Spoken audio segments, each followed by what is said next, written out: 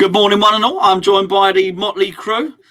They've switched positions, actually. I've just realised there, just to confuse you a little bit. People get a little bit funny when myself and Gio switch positions, and we're not actually switching chairs or anything like that. It's just whoever's initiated the start of the broadcast that they'll put on the left and the other one on the right. But people do say, "Hold on a second, I don't like this. You're the wrong way round." It weirds me out as well. I think it's great rotational play between me and Tommy, to be honest. Yeah, we've switched wings. It is. I wasn't having much luck with my fullback, so I'm trying. Gonzo's the least, versatile player out of all three of us. No, you can say that, or you can say I'm a midfield anchor, and I did say anchor. Right, Jessie Lingards, fellas. Okay, so the story. I think it was started by the Mirror, and I'm not a great one for saying I disbelieve this paper, I disbelieve that paper. Everyone's got their favourite papers. A lot of people don't even read them anymore. The Mirror's all right because Darren Lewis writes the Mirror. And the reason that Darren Lewis should probably be listened to is Darren Lewis has the ear of David Sullivan. So much I've even seen them together, put it that way. So they know one another. So if Darren Lewis is going to write something, they think, okay, well, maybe he's got the steer. Maybe he's at least been briefed by Sullivan. So we understand that Jessie Lingards is at a price put on his head. I don't mean they were going to do a hitman or anything like that. Jessie Lingards going to be taken out of 20 million. 20 million to make the deal permanent. Now, as I understand it, we wanted to make the deal permanent at the start. We wanted to pay a 1.5 million loan fee and we wanted to pay 15 million. They said, no, we'll leave it. Let's just see what we can do. Take the loan fee. And I think it's actually quite a cheap loan fee when you think what we paid for Zaza and Gökhan Toure and people like that. We paid. Aston Villa paid 11 million for Ross Barkley for the season. No. Yeah. Really? Yeah, 11 million. Wow. Yeah, it's crazy. Wow. Okay. Bloody hell. Because we were going to play Tamori for Chelsea. We were going to pay them 50 grand as well every time he didn't play. Do you remember that? Was that right? Yeah. Well, they wanted us to. But Fortunately we didn't. I mean, good old Moyes, he got on the phone and said, "No, you can jog on, mate." He's done Sullivan a favour there. Actually, imagine the uproar if we'd have paid Tamori all that money, and then Virgil van Dawson comes in. Hold on, this geezer from Watford, the journeyman's a better player, which he probably is, to be fair. So 1.5 million is not a bad loan fee. We now get to today or whatever, actually, but it's 2 days later by the time I publish this video. But Manchester United are saying now that, allegedly saying that actually, it might not be 2020, might be the starting point. They want to initiate a bidding war. Now, I think this plays into quite a lot of interesting dynamics here with Lingard, and I certainly haven't spoken to either of you. So, Tommy, I must apologise. I've not had you on video for 2 or 3 weeks. Obviously, some people are thinking, hold on, he was on yesterday. I saw him. He was sat in the other position over there. But you start by telling me, mate, how do you feel about Jessie Lingards? What do you think? Not how do you feel? Feel betrayed? Feel disgusted? How do you feel? As regards the potential deal with Man U? No, just as a player. You touched on it. You alluded to it in the Ben Rama video. Look, mate, the subscriber's not heard your opinion on Jessie Lingards yet. Tell us about Jessie Lingards. Absolutely love Lingard. He's been a brilliant addition to the team. I mean, he's transformed us in a way. One of the major issues, actually, I've had with the team this season, before Lingard arrived, was that we just did not score any goals from the attacking midfield positions. I said it on numerous shows. I may have said it to you, even Gonzo, in one of our shows, that one of the major problems we had is that the likes of Fornells, Benrahma, Bowen just were not contributing nearly enough on the score sheet.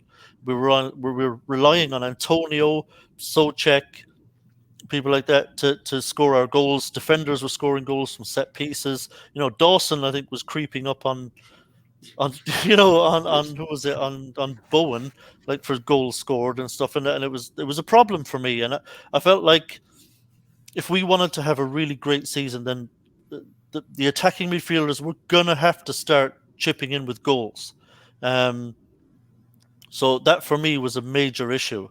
But thankfully, since Lingard has come in, it's been so much better. Sorry, I don't know if you can see me here. We can see you, mate. Yeah. Yeah, you're fine. You're fine. Can you hear us? Or if I'm talking to myself? No, you're not. You're there. You're there. I'll tell you what. He's gone. Wait for him to come in, Ben. There you go. A little technical glitch then. I think we got the gist of what Tommy said. I think Tommy thought we couldn't hear him. We could hear him. What are your thoughts on Jessie, mate? Well, I can't actually imagine a West Ham team without him. And I know West Ham, we were punching well above our weight in terms of league position well before Lingard come in. But when you actually think of West Ham now, maybe even in the next 6 months or the next year, you can't probably think of a West Ham team without him in it. Because I think he's now, we've got an element of player in terms of Ben Rama, Bowen, Fornals. They're all similar level in terms of quality. I think Lingard is now the one above that. Yeah. He's the one above, and I can't actually think of a West Ham team in the future that could possibly function without him. I think he's an important part, and it's not just what he's done on the pitch. I think when you've seen him, yes, we know about his social media presence, but he's only here on loan, but he's referring to West Ham as family, and I think he is bought into sort of West Ham, and I actually think Lingard wants to stay. And I really, really love Lingard. And I've always been sort of a critic of Lingard in the past because I've been one of those fans where I thought, what does he actually do? He's getting paid a lot of money for not doing a lot. But then when you've actually seen him on a more regular basis, as I said, I can't think of a West Ham team going forward whilst we did do well, I can't think of a West Ham team without Lingard in the team. I mean, well, clearly, I was going to say, you have a hunch. I think it's fair to say, just quickly, you have a hunch he is going to stay and he's going to sign first. I think he wants to stay, I think whether he will actually sign or not, I think he wants to stay. I get it. I get that vibe as well. Okay, so let's say we've got... It's quite interesting because I've seen a lot of the sort of news getting peddled that we've got to sell Felipe Anderson and we've got to sell Lanzini. I understand that, but as far as I understand it, Moyes didn't spend his striker budget. So he has that. So actually, I don't think we've got to sell all of those players for Moyes to get his money. I think we've got a loan option as well. I suspect that Moyes will have about 50 million to spend. I just do. That's what I suspect. And it doesn't really matter how you cut that up and how you divide that. That's what he's going to have. That to me sounds like two players. Is one of those got to be Lingard, Ben? Yeah, for me, it's got to be because depending on how much we pay, I think 20 million is probably the max I would want to go. But if Man United go, then I actually want 25. I'd probably still pay the 25 million because what I've actually seen from Lingard is if Lingard had 2 or 3 years left on his contract at Man United, and then we wanted to sign him, we would be paying for a £50 million player. Yeah. And I think, considering the fees that are getting thrown around in football these days, the form that we've seen from Lingard, you could probably say that he is a £50 million player. So whilst, 20 million does sound a lot for someone who is 28 years of age, the impact he's had on this team, I would, if Man United go, we want 20 million, even 25, I'd just pay the money. Yeah, absolutely. Tommy switched wings again. Keep everybody on their toes. I mean, Tommy, we're dealing with a very, very good player here. He's 28, and I think what Ben's saying there is some of the context of the situation, which is he's a little bit older and his contract is down. By the time he goes back to Man U, he may have 11 and a half months left on his contract. So possibly that keeps the fee down, but certainly we're dealing with somebody who is definitely worth more than 20 million. Now 28 is coming into your prime under normal circumstances, or is your prime. But this boy has not got many miles on the clock, Tommy. This lad, I had a look at it the other day, has played 230 senior games. That is not many. For a 28-year-old, mate, that's not many at all. It's about 100 down on where he should be. This is a deal we've got to do, right? Oh, yeah, it's a no-brainer. I mean, it's absolutely a deal we have to do. Now, I actually think it's a deal that we will get done. I agree with Ben. I think... I know there will be interest from other clubs, but I think the fact that Lingard will have spent half a season with us, his relationship with Moyes, I think he will be playing in Europe with us next season. I think he's very, very happy at West Ham. He's playing week in, week out, so it's guaranteed football. I think it's a no-brainer for us. I think it's a no-brainer for Lingard, a no-brainer for United. So I think this deal gets done. I'm not actually worried about it, to be honest. And look, if it means we pay 20, fine, pay 20. Who's going to sit there and say he's not worth 20 million quid? It's absolutely all day long he's worth it. Because what I was saying, look what he's done since he's come in, the way he's transformed the team. You know, what I was saying before my internet rudely dropped out on me was that we weren't scoring goals from those positions until Lingard turned up. And now Lingard started scoring goals and he's assisting. And Lingard is that player that could put us over the top. And if Lingard wasn't here, I think we'd be doing well, actually, at the end of the season to actually be in a Europa League spot. But the difference that Lingard makes for me is that he actually may be so good. And if his form stays like this till the end of the season, he could actually put us over the top where we actually could do something crazy and finish in the top 4.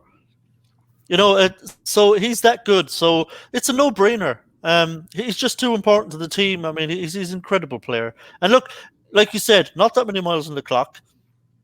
And the fact that he's kind of he's a slightly built player. So, you know, he's not a big hefty lad. So, yeah. And he clearly looks after himself. I mean, he's supremely fit. So I think the Jessie Lingard we're seeing now will still be the Jessie Lingard we'll see when he's 31.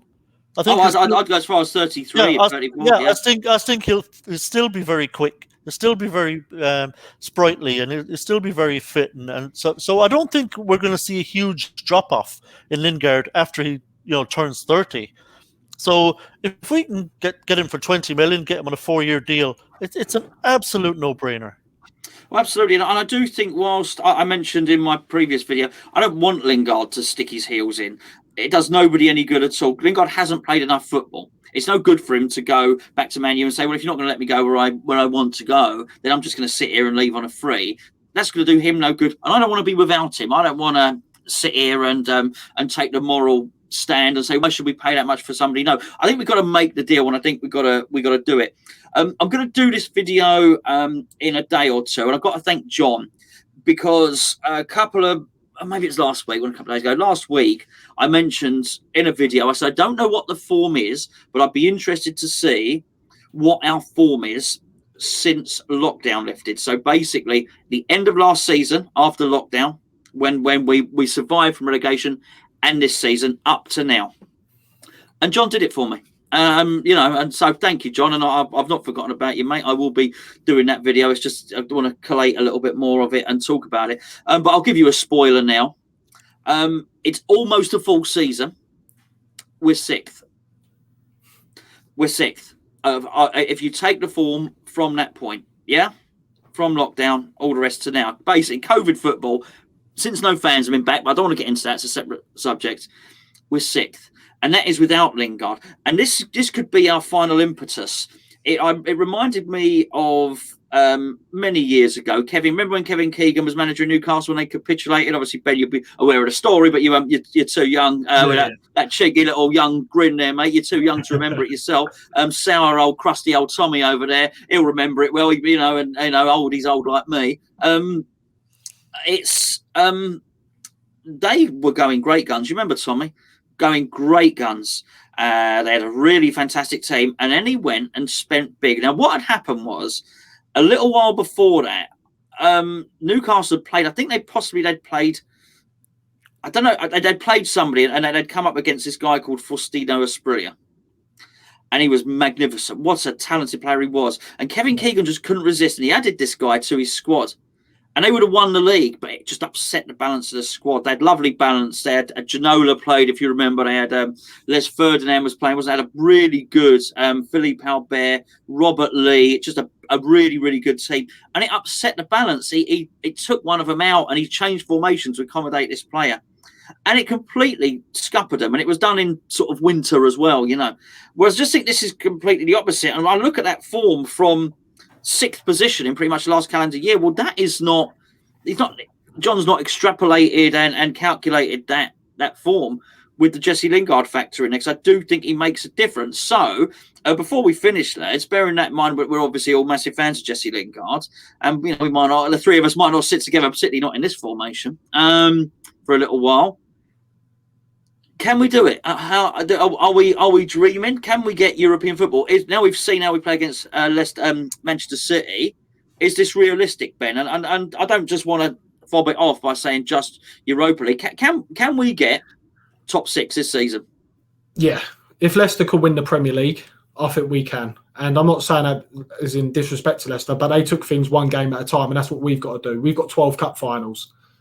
We've got 12 cup finals. We take one game at a time, Leeds first, and then we look on to the next fixture.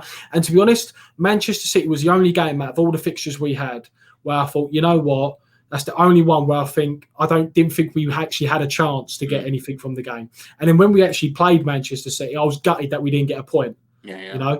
So I'm confident. That's not as like there's a difference between confidence and I'm confident the boys can just take him one step at a time, one game at a time. Just what like Leicester did back in 2015. They avoided all that talk where they're sort of playing it down like Moyes does in the media. Play it down. Don't want to over promise and under deliver. That's all we got to do. Take one thing at a time. If we play the way we have this season against Manchester City, I think we can do it. Tommy, we're in a great position, mate. We may not find ourselves in a position quite like this again, maybe. What are your thoughts? Can we do it? Are we going to do it? Are you confident? Top 6, I think we've got a really good chance. Yeah, I'm afraid to be confident. That's weird? I'm afraid to be confident because I remember 15-16. It looked for all the world for a long time like, geez, we might really get Champions League football here. And then I think it was the last 7 games, the kind of wheels came off a little bit. Everything kept going wrong. We were on the end of, I think it was about 6 games in a row we were on the end of a horrible refereeing decision, which cost us. I remember at Stamford Bridge, we were winning, and I think Hazard was brought down outside the box, and the ref awarded him a penalty. And we ended up drawing the game. He was fouled outside the box. And it seemed like there was another game home to Palace. We were 2-1 up. Kouyaté put in a challenge and got a second yellow card, which was really harsh. He got sent off. We ended up drawing that 2-2. It was another 2 points dropped. And things just kept going wrong in the final kind of 7 games.